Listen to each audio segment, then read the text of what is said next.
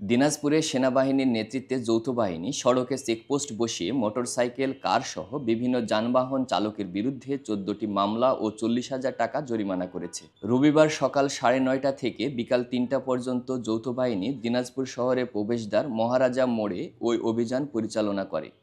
তারপরে আপনাকে কিন্তু পেপারসের কোনো মামলা দেওয়া হয় না। পেপারসের মামলা দেওয়া হতো তাহলে আপনার আর্গুমেন্টটা থাকতো, ঠিক আছে? আপনাকে পেপারসের কোনো মামলা দেওয়া হয় না।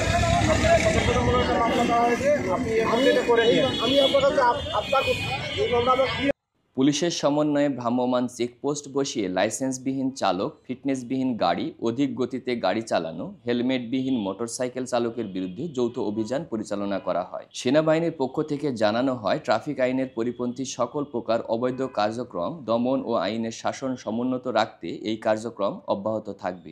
তরিকুল ইসলাম, দৃষ্টি ২৪।